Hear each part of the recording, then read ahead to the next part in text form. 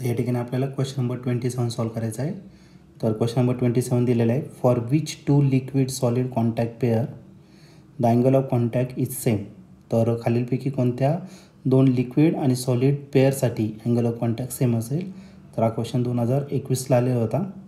तर याचे 4 ऑप्शनपैकी पहिलं जे ऑप्शन आहे ए ऑप्शन, तर दिलेलं आहे pure water and clean glass. दुसरं दिलेलं आहे इथर अँड क्लीन ग्लास. तर या वॉटर आणि ग्लाससाठी आणि इथर आणि ग्लाससाठी अँगल ऑफ कॉन्टॅक्ट सेम असेल किंवा नाही. दुसरं आहे ether and clean glass, kerosene and clean glass. Okay, C option आहे प्युअर वॉटर क्लीन ग्लास आणि नेक्स्ट आहे क्लोरोफॉर्म अँड क्लीन ग्लास.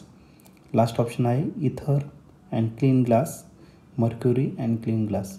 तर या 4 ऑप्शनपैकी नेमकं काय आन्सर असेल या क्वेश्चनचं, तर ते बघूया, डिस्कस करूया. तर आपल्याला या क्वेश्चनमध्ये कोणत्या दोन लिक्विड आणि सॉलिडच्या पेअरसाठी अँगल ऑफ कॉन्टॅक्ट सेम असणार आहे.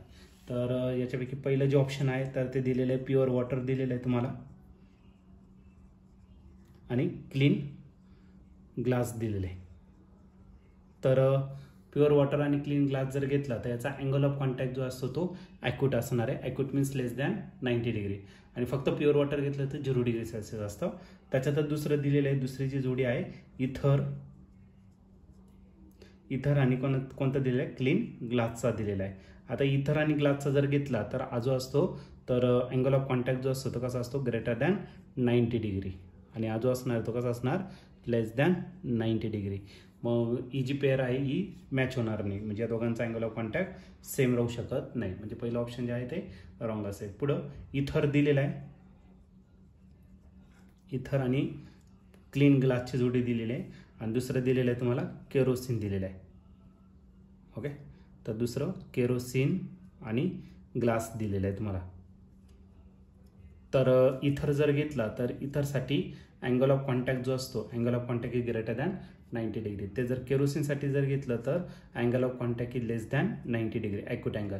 म्हणजे या केसमध्ये पण हे दोन्ही मॅच होत नाही आहे. म्हणजे बी ऑप्शन पण आपलं काय असणार आहे, रॉंग असेल. ओके, सी ऑप्शन जर घेतलं तर याच्यामध्ये दिलेलं आहे तुम्हाला प्युअर वॉटर दिलेलं आहे आणि क्लीन ग्लास दिलेलं आहे. दुसरी जी पेअर दिलेली आहे तर त्या दुसऱ्या पेअरमध्ये तुम्हाला क्लोरोफॉर्म दिलेला आहे.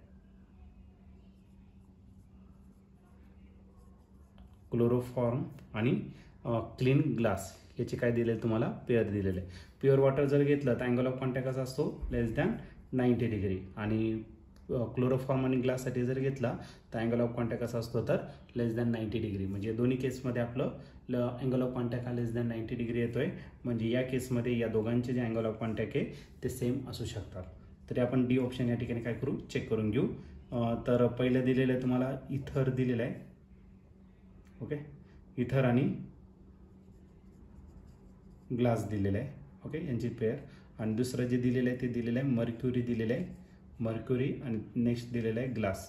ओके, त्याचा इथरचा जो अँगल ऑफ कॉन्टॅक्ट आहे तो ग्रेटर दॅन का असेल, 90 डिग्री. आणि मर्क्युरी जर घेतला तर मर्क्युरीचा व्हेरी ग्रेटर दॅन का असणार, 90 डिग्री. ओके, तर याचा खूप मोठा अँगल ऑफ कॉन्टॅक्ट असतो मर्क्युरीचा. मर्क्युरी जास्त सॉलिड आहे, म्हणजे दोन्ही कॉम्बिनेशन असू शकत नाही. म्हणजे डी ऑप्शन पण आहे तो रॉंग असणार आहे. म्हणजे आपलं एकच ऑप्शन या ठिकाणी मॅच होतं आहे, ऑप्शन नंबर सी. मग या क्वेश्चनचा आन्सर असेल option C, pure water glass and pure water and clean glass. आणि दुसरं क्लोरोफॉर्म अँड क्लीन ग्लास. त्याच्यासाठी अँगल ऑफ कॉन्टॅक्ट सेम असू शकतो.